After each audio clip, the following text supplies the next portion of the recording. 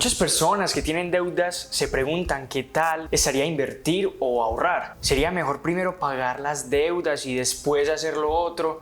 ¿Será que yo podría, en vez de pagar mis deudas, invertir dinero y con las ganancias más bien superar pues lo que estoy pagando en intereses y preferiblemente así manejarlo el dinero pues de mejor manera, que yo pague más rápido mis deudas mediante esas inversiones? ¿En qué momento ahorrar si tengo una deuda que me va a tomar años pagarla? Y pues yo no quisiera de pronto dejar de lado el hábito de ahorrar, que es tan recomendable. Vamos a responder específicamente esa pregunta con la estrategia que personalmente considero que deberíamos llevar a cabo, de maneras que vayas tanto pagando tus deudas como consiguiendo tus objetivos financieros.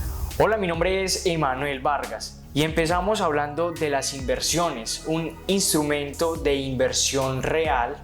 Me refiero sencillamente a algo que podemos encontrar normalmente en los instrumentos de inversión que pues están regulados, que verdaderamente producen esas ganancias, que millones de personas los utilizan y que no son una cosa por ahí bien rara. Sencillamente te va a dar una rentabilidad máxima promedio esperada de un 10% efectiva anual. Estamos hablando, por ejemplo, de acciones internacionales o acciones incluso, por ejemplo, si fueran locales en tu país. Un instrumento, por ejemplo, de renta fija difícilmente va a llegar al 7 o al 8%. Hablamos de algo en lo que te garantizan tu rentabilidad. Cuando te la garantizan, probablemente es más bajita.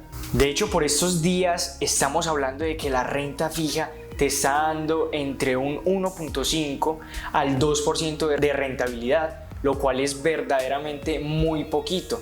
Y en inversiones internacionales, por ejemplo, en los fondos indexados de Estados Unidos, donde se toman los promedios de montones de empresas, el S&P 500 con las 500 empresas más valoradas de la Bolsa de Valores de Nueva York ha producido cerca de un 11% de efectivo anual durante los últimos 100 años. Y estamos hablando de principalmente del país de mayor crecimiento económico, con mayor estabilidad financiera y con la moneda que es el dólar, en la que sencillamente la mayor cantidad de inversionistas mundialmente confían. Entonces, pues una cosa de esas tan estables y que ha probado ser resistente a las décadas del tiempo en que han llevado funcionando, te dan 10, 11% de rentabilidad anual. No mensual, anual. Para que venga alguien y nos prometa 10% mensual o 1% diario, en lo que sencillamente cuando habláramos de al año tendríamos como un 30 y pico por ciento efectivo anual. O sea, el triple pues de lo que generan las grandes empresas de Estados Unidos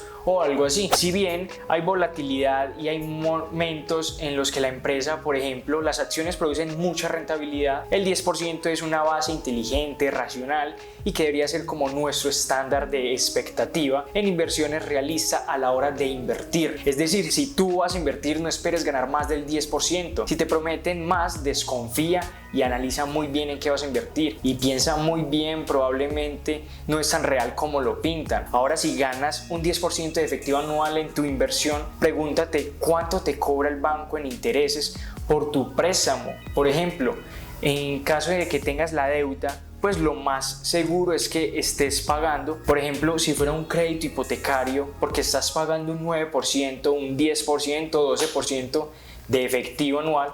En ese caso, puede que una inversión tenga o no tenga sentido. A veces simplemente la tasa es muy buena si hablamos del 8%, del 7%, del 6% si fuera el caso con subsidios o algo así. Pues en este caso no tiene sentido pagar la deuda, sino más bien invertir. Y con lo que se gane de rendimiento, eventualmente se va a pagar la deuda y vamos a compensar. Pero la vasta mayoría de créditos en países como Colombia tienen tasas de intereses muy altas. las tarjetas de crédito, las tasas de usura están a más del 20% hasta el 33%. De hecho, actualmente, porque todos los meses cambian, entonces imagínate que fuera un crédito de libre inversión 20% o 15% y tú difícilmente llegando al 10 o al 12% en tus inversiones. Pues en ese sentido prácticamente se considera regla general no invertir si tienes deudas. Entonces, eso es lo que quería aclarar por parte de las inversiones. ¿Qué pasa con el tema de ahorro? Vamos a analizar esa otra parte de la moneda. Definitivamente pagar deudas debería ser una prioridad de manera que tú no sigas gastando dinero en intereses innecesariamente. Si tú tuvieras dinero de manera que tú tuvieras ingresos, cubres tus gastos y te sobra y luego pagas las cuotas de tus deudas, pero aún así te queda dinero y ahorras ese dinero, en teoría deberías de disponerlo para pagar más abonos a capital, abonos extraordinarios, de manera que terminemos más rápido y saldes más rápido la deuda con menos intereses. Pero entonces, ¿qué punto hablamos de tener, por ejemplo, un ahorro en caso de emergencia? Aquí es donde tenemos la siguiente estrategia paso a paso que personalmente recomiendo. Lo primero es ahorrar un fondo de emergencias básico. Hay dos estilos de fondos de emergencia. Yo recomiendo eventualmente tener uno que es básicamente 6 meses o bueno, entre 6 y 9 meses de gastos básicos. Tú calculas tus gastos básicos y dices, ok, mis gastos básicos son este monto, con esto sobrevivo. Si solamente tengo eso al mes, puedo vivir sin ningún problema. Y eso lo multiplicas por 6, 7, 8 o 9, dependiendo de que tan bien como asegurado financieramente puedas estar o quieras estar. Más de 9 realmente no tiene mucho sentido. Ese es el fondo de emergencia ideal que todos eventualmente deberíamos llegar a tener, que incluso si nos quedamos sin empleo nos da buen tiempo para resolver financieramente. Si estamos en una crisis tan loca como la de ahora, que ahora yo creo que todos podemos entender que sí puede pasar, pero esa es como la versión completa. La versión básica, hablaríamos de que un salario mínimo, independientemente de si el salario mínimo cubre tus gastos básicos o no, simplemente lo menciono porque esta información te podría servir ahora y te podría servir dentro de 10 años. Por ejemplo, tú simplemente teniendo la regla, entonces tú estás pagando deudas constantemente. Tú entras, tus ingresos, pagas las deudas, las cuotas y de pronto te queda alguito de dinero con cual te preguntas, ¿será que ahorro? ¿Será que invierto?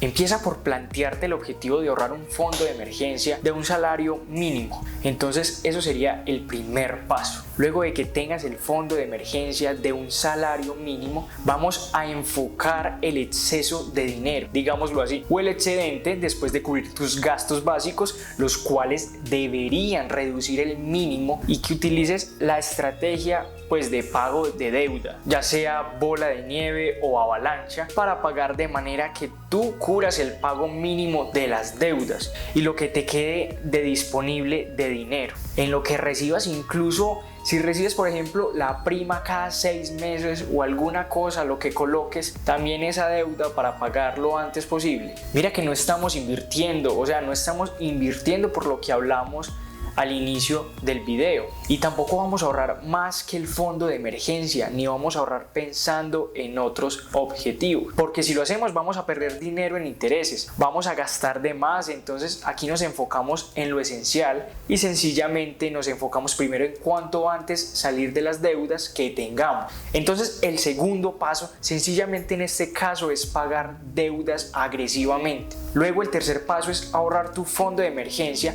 completo antes de invertir. El cuarto paso es invertir, pero tú no deberías de invertir antes de tener tu fondo de emergencias ahorrado, porque adivina qué pasa si tienes tan solo el fondo de emergencia básico que no alcanza a cubrir 2 o 3 meses sin ingresos y te quedas sin la forma de generar ingresos de esos 2 o 3 meses, pues que tienes dinero invertido, quién sabe con qué plazos y con qué riesgos y con qué volatilidades, y lo necesitas y te toca retirarlo. Incluso si tienes valorizaciones te toca asumir las pérdidas. Esa razón, el tercer paso es completar tu fondo de emergencia, completo, consolidarlo con los 6 o 9 meses, hasta ahí.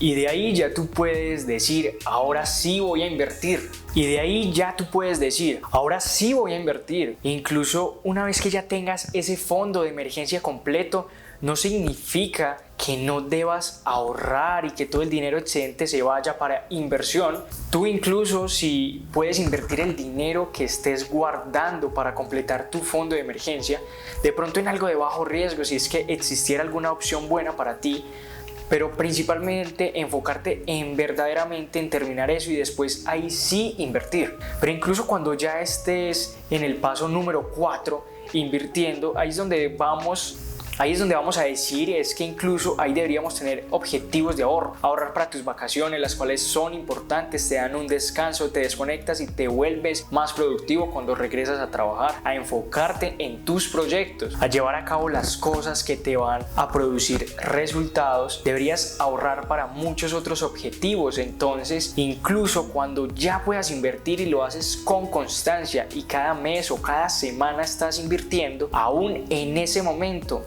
deberías ahorrar. Entonces es prácticamente ahorrar en todos los pasos, pero conscientemente en cada uno de ellos hacerlo de acuerdo a las circunstancias que te sirvan a ti para conseguir con inteligencia financiera cada objetivo necesario en cada etapa. Y precisamente si tú te enfocas mediante esa educación financiera en implementar estrategias que hayan sido probadas o que sencillamente tengan el máximo sentido matemático o financiero y las puedas llevar a cabo o sabiendo cómo funcionan y testeándolas en tu caso. Hay cosas que sencillamente uno pone a prueba y dice, esto funciona perfectamente para mí, o a esto le puede hacer cierto ajuste, o esto de pronto simplemente lo puedo llevar a cabo de esta manera. Ahí es cuando uno empieza a obtener resultados, y precisamente todo este tipo de cosas son las que me ha propuesto condensar en mi entrenamiento,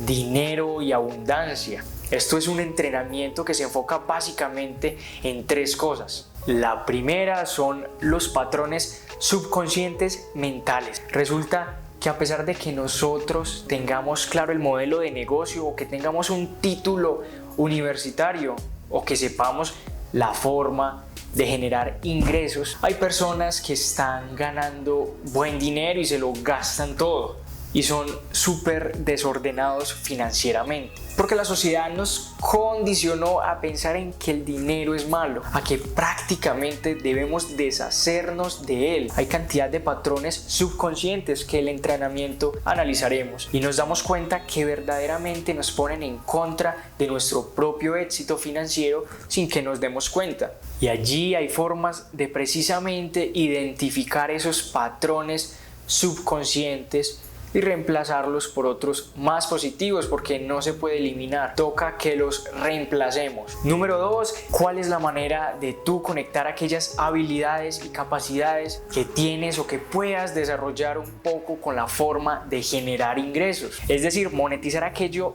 para lo cual eres bueno. Hay estrategias para identificar qué cosas del mercado está pagando, está buscando, cuáles son las oportunidades del momento que incluso así no sean tan evidentes, están allí y podemos aprovechar. Y número 3, los ingresos pasivos. Básicamente, cómo puedes generar ingresos incluso mientras no estás trabajando, no de la noche a la mañana, no así simplemente haciendo un clic o con un multinivel o con una propuesta así tipo pirámide, ni nada de esas cosas. Con educación financiera, entendiendo cómo funciona el dinero, básicamente sabiendo los modelos de negocio que existen, virtuales, presenciales, en las diferentes industrias.